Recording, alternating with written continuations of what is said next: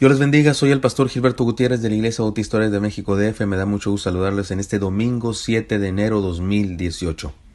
Seguimos adelante con el estudio del libro de Proverbios, sabiduría práctica para ser feliz. El día de hoy la enseñanza es esta: sabiduría, bendición integral. Leemos Proverbios 2 del 7 al 15, pero antes déjeme compartir esta introducción. Una religión, una fe, un determinado estilo de vida, si no te hace feliz, ¿cuál es el propósito de conservarlo? Y no es que debamos tener una postura hedonista, que busca el máximo del placer con el mínimo del dolor, pero tampoco se trata de ser masoquistas o estoicos, es decir, que Dios nos dio la vida para disfrutarla y resulta un acto de desobediencia no hacerlo.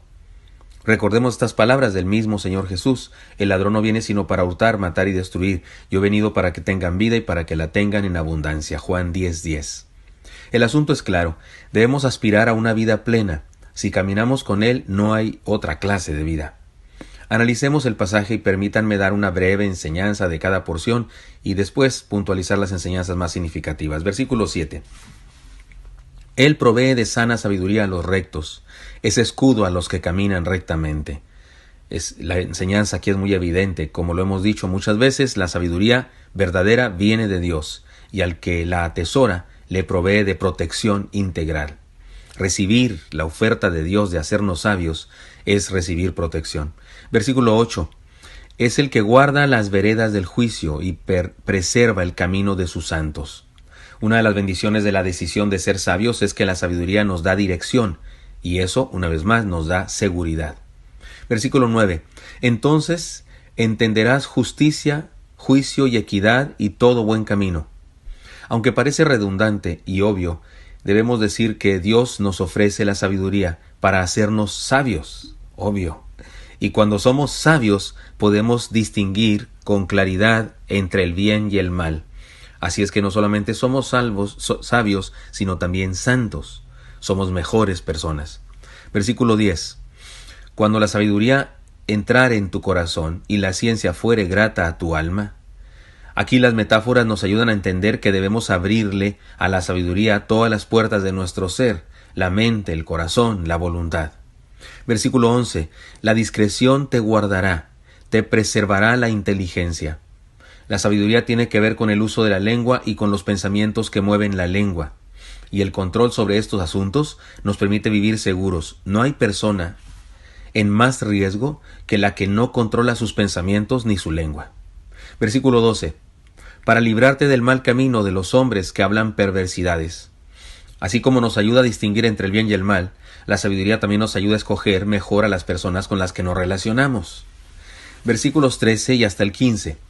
Que dejan los caminos derechos para andar por sendas tenebrosas, que se alegran haciendo el mal, que se huelgan en las perversidades del vicio, cuyas veredas son torcidas y torcidos sus caminos.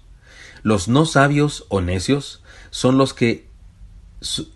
que son por decisión propia.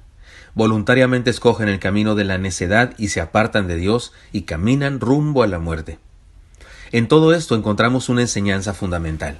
Este es el texto y la breve explicación de cada versículo, pero déjeme ahora ir a algunas enseñanzas a las que estos versículos y estas ideas nos llevan. En primer lugar, la sabiduría es un camino a la felicidad, o más que en primer lugar, esta es la enseñanza de hoy. La sabiduría es un camino a la felicidad.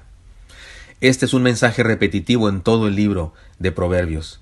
Y en las enseñanzas de hoy podemos desglosar este asunto de la siguiente manera. Primera enseñanza para desglosar esta idea fundamental, que la sabiduría es un camino a la felicidad. Primera enseñanza al respecto.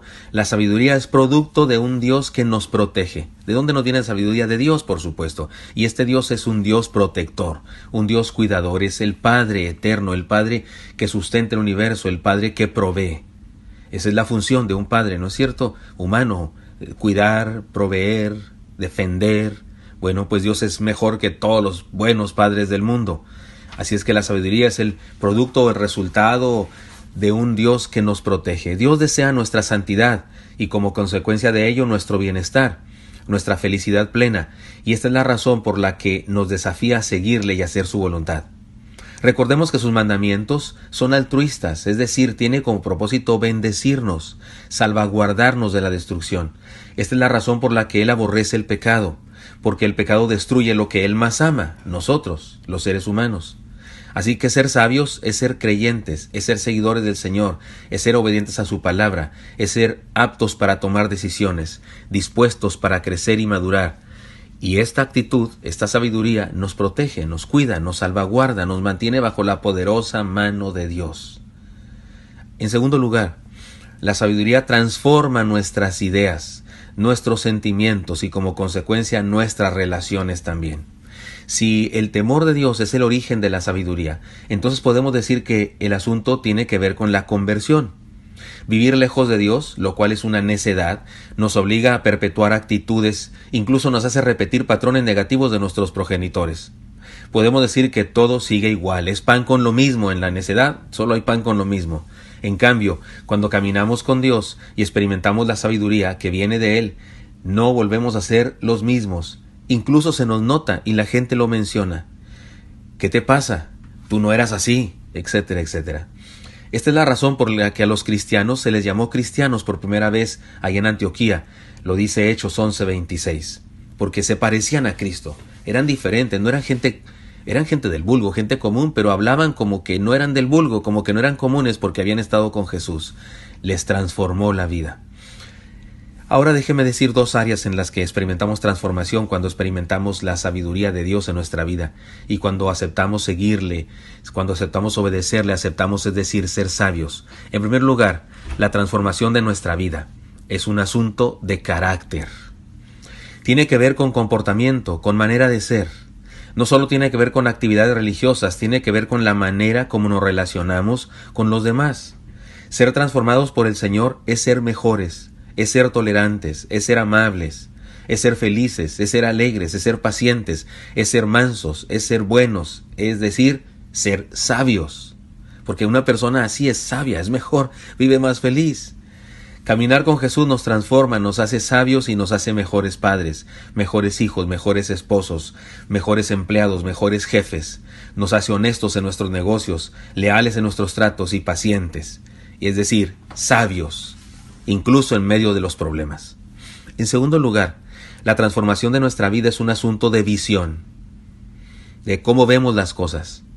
Miren, depende de cómo vemos las cosas y cómo nos relacionamos con ellas, o qué opinamos de ellas. Un ejemplo, para una persona común, las estrellas son solo lucecitas en el cielo. Para el marinero, son un mapa y una guía para navegar. Para el poeta son metáforas. Y para el astrónomo son astros que contar, que nombrar y que investigar. Igual es en todas las áreas de la vida, depende de quién seamos, de cómo vemos las cosas. Igual para el necio y para el sabio, la visión los hace distintos. Los problemas son tragedias para el necio, para el sabio son oportunidades. El necio en el dinero ve poder, el sabio ve bendiciones de Dios. El necio en la gente ve enemigos o competidores. El sabio ve compañeros y hermanos.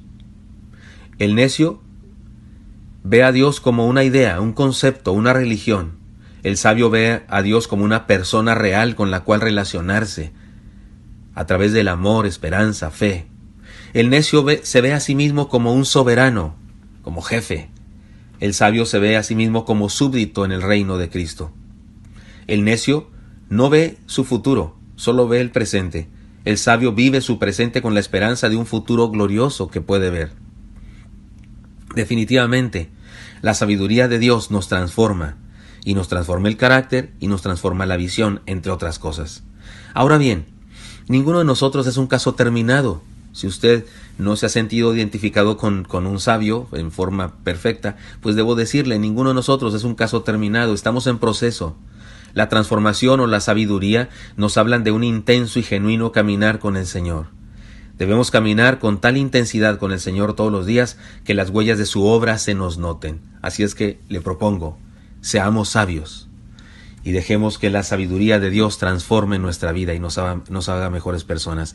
Espero que esto sea útil para usted y me encantaría encontrármelo el día de mañana. Hasta pronto.